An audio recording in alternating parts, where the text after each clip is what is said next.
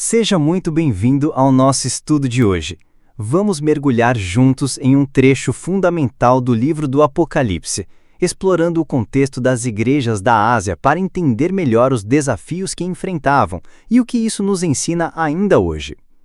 Quando o livro do Apocalipse foi escrito, havia um cenário muito específico em jogo. As 7 igrejas mencionadas na carta não eram figuras simbólicas desconectadas da realidade. Eram comunidades reais, situadas em cidades importantes da província romana da Ásia, que hoje corresponde ao território da Turquia Ocidental. Cada uma dessas cidades tinha suas próprias características culturais, religiosas e sociais, mas todas estavam profundamente inseridas dentro do sistema do Império Romano. João, o autor do Apocalipse, escreveu esse livro enquanto estava exilado na ilha de Patmos, provavelmente por causa da sua fé. Isso, por si só, já aponta para o tipo de ambiente em que viviam os cristãos da época. Um ambiente hostil, onde declarar fidelidade a Cristo poderia trazer consequências graves. É nesse cenário que as mensagens às 7 igrejas são escritas, mensagens que misturam advertência, consolo e chamado ao arrependimento. Para compreender bem essas cartas, precisamos entender a situação histórica em que estavam inseridas.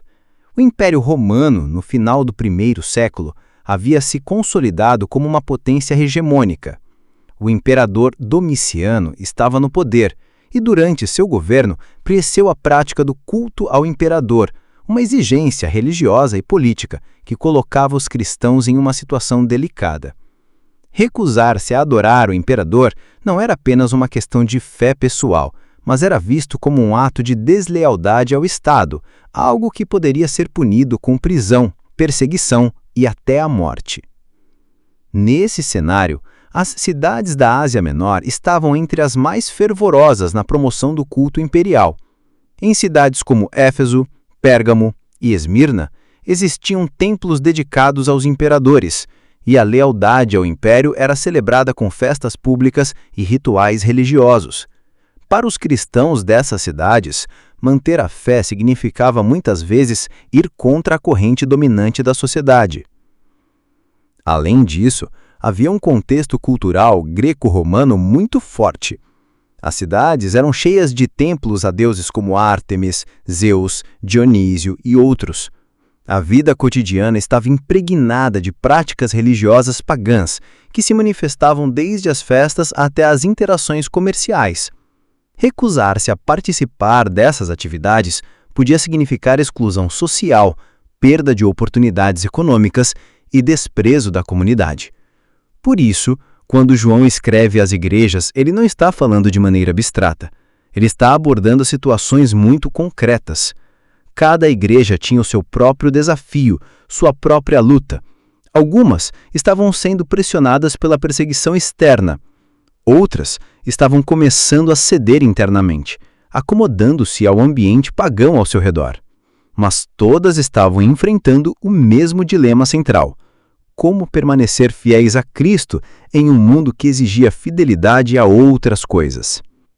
Outro fator importante era a presença de judeus nas cidades da Ásia. Em muitas dessas localidades havia comunidades judaicas estabelecidas, e a relação entre judeus e cristãos era frequentemente tensa. Os primeiros cristãos eram vistos pelos judeus como um grupo dissidente, e muitas vezes eram denunciados às autoridades romanas. Isso aumentava ainda mais a pressão para os cristãos, que se viam rejeitados tanto pelo império quanto por parte do seu próprio povo. Esse cenário nos ajuda a entender por que o Apocalipse começa com cartas às igrejas. Antes de revelar as visões grandiosas sobre o futuro, o livro se volta para a realidade presente daqueles que estavam sofrendo, lutando, resistindo. João começa dizendo que essa revelação foi enviada primeiramente às 7 igrejas da Ásia. Isso mostra que Deus se preocupa com a situação concreta do seu povo. Ele não ignora o sofrimento deles, nem exige fidelidade sem oferecer direção. Ao olhar para esse contexto, podemos perceber algo muito atual. O povo de Deus nunca esteve isento de desafios. Viver a fé sempre exigiu coragem, discernimento e muitas vezes renúncias. As cartas às igrejas nos lembram que seguir a Cristo é um chamado constante à fidelidade, mesmo que o ambiente ao nosso redor pareça estar em oposição total ao Evangelho. E mais do que isso, elas nos mostram que Deus conhece profundamente a realidade de cada comunidade. Ele não fala de maneira genérica. Ele conhece as obras, as lutas, os pecados e as virtudes de cada igreja. Isso nos lembra que Deus também conhece a nossa realidade, as pressões que enfrentamos, os compromissos que somos tentados a fazer e o quanto precisamos da sua graça para perseverar. Com esse pano de fundo em mente, podemos agora olhar mais de perto para as pressões externas que essas igrejas enfrentavam. Que tipo de perseguição elas sofriam? Quais eram as ameaças que vinham de fora? As comunidades cristãs da Ásia viviam sob intensa pressão externa. Essas pressões não eram apenas ocasionais ou simbólicas, eram reais, concretas e moldavam a vida cotidiana dos fiéis. Para entender a profundidade dessas ameaças, é importante visualizar o contexto social em que essas igrejas estavam inseridas. Viviam em um mundo dominado pelo paganismo, onde o culto aos deuses do império era a norma, e a recusa em participar desses cultos era vista com hostilidade. O culto ao imperador era uma das mais severas provações enfrentadas pelos cristãos. Esse culto não era meramente cerimonial, mas uma exigência política e religiosa. Participar dele era considerado um sinal de lealdade ao império. Em locais como Pérgamo, onde se situava um dos maiores centros de adoração ao imperador, os cristãos viviam sob constante risco de denúncia. Negar-se a oferecer incenso diante da estátua do imperador ou recusar-se a declarar que César é senhor podia ser interpretado como traição. Para os seguidores de Cristo, no entanto, somente Jesus era digno desse título, e essa fidelidade tinha um custo alto. A perseguição oficial vinha de tempos em tempos, variando conforme a região e o governante. Mas mesmo nos períodos de relativa calma, havia uma pressão social constante.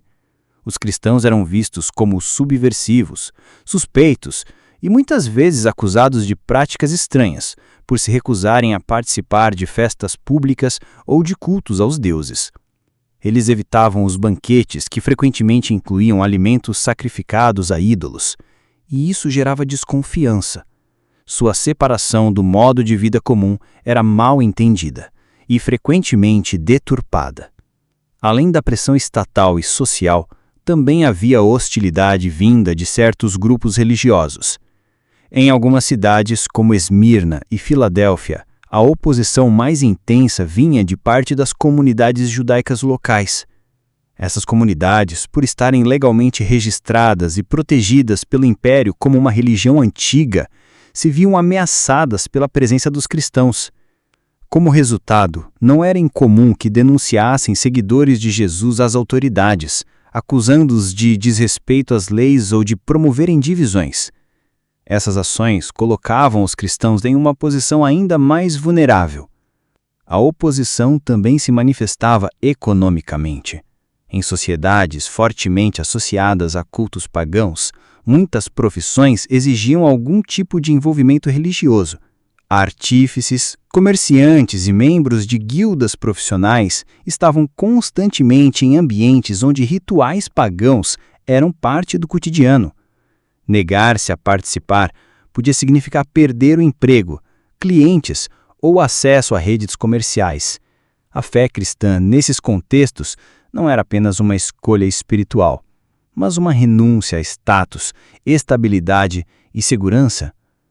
Diante de tudo isso, é compreensível que muitos cristãos tenham começado a se perguntar se valia a pena continuar resistindo.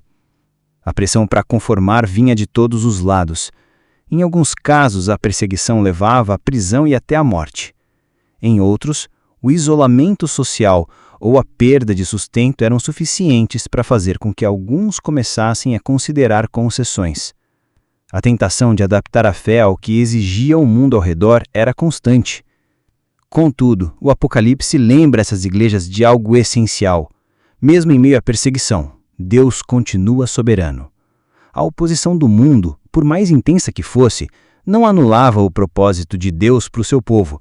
As provações não eram sinais de abandono, mas oportunidades de fidelidade.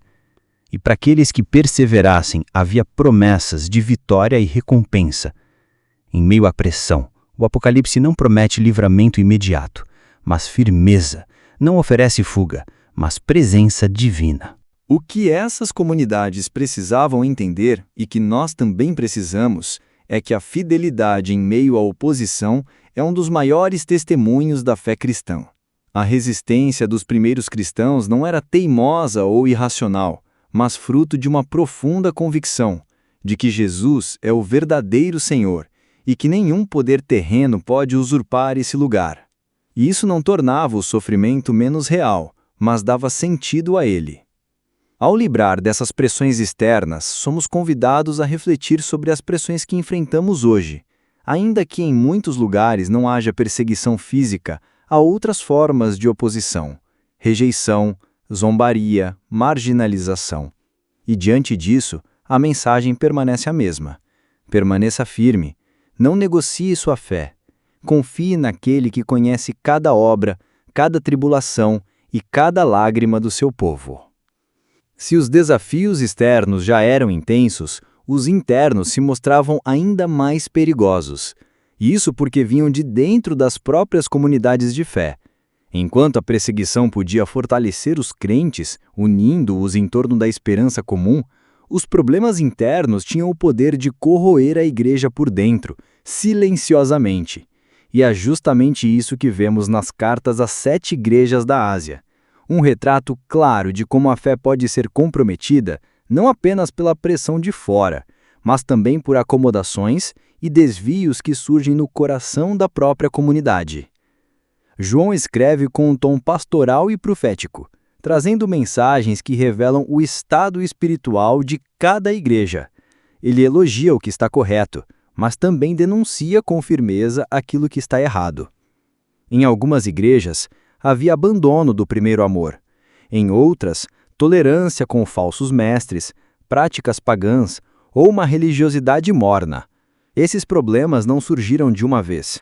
Foram fruto de concessões graduais, pequenos desvios que, com o tempo, se tornaram parte do cotidiano. A apostasia era uma dessas ameaças. E quando falamos de apostasia, não nos referimos apenas ao abandono visível da fé, mas a um processo sutil de desconexão. Era possível manter uma aparência de religiosidade e ainda assim estar espiritualmente desconectado. Algumas igrejas haviam se tornado autossuficientes, orgulhosas de sua reputação e bens materiais, mas cegas à sua real condição diante de Deus. A igreja de Laodiceia é um exemplo clássico disso. Ela se via como rica e abastada, mas o diagnóstico divino era outro: pobre, cega e nua. Isso nos ensina que o maior perigo para a fé nem sempre está nas perseguições externas, mas na ilusão interna de que tudo vai bem quando, na verdade, o coração se afastou de Deus.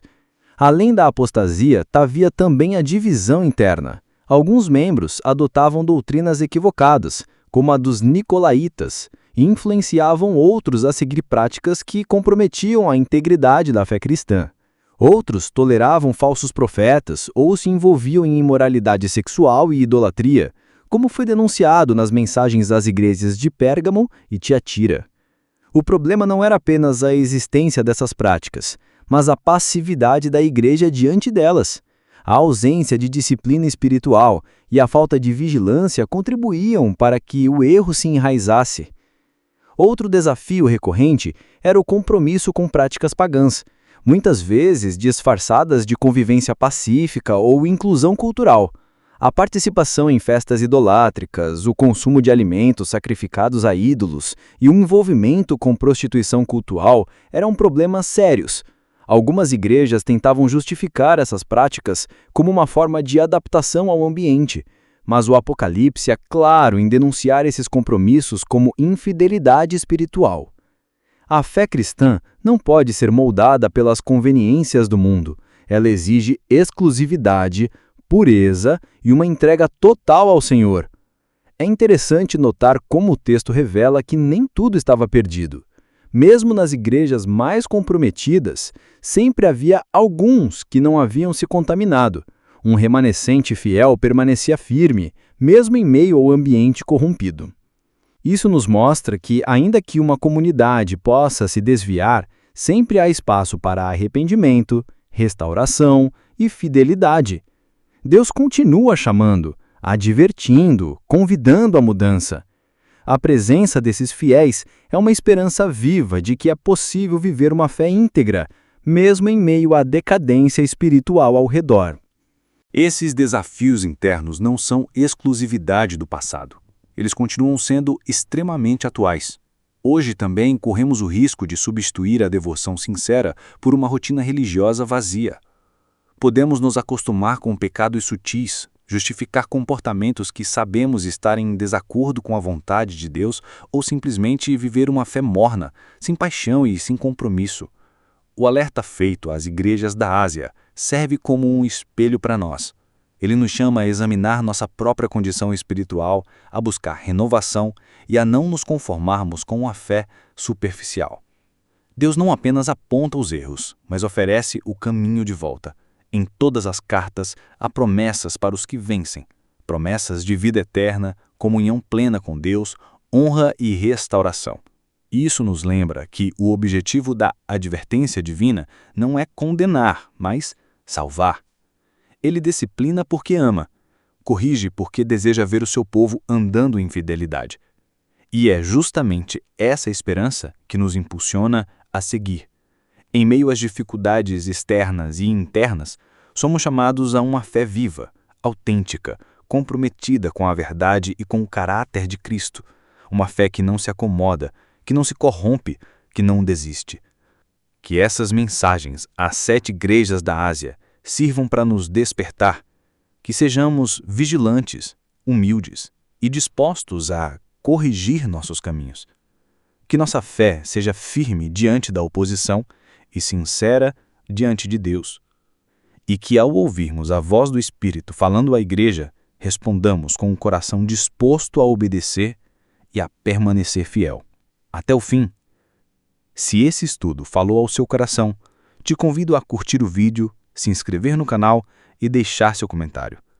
Que Deus te abençoe ricamente e até o próximo estudo.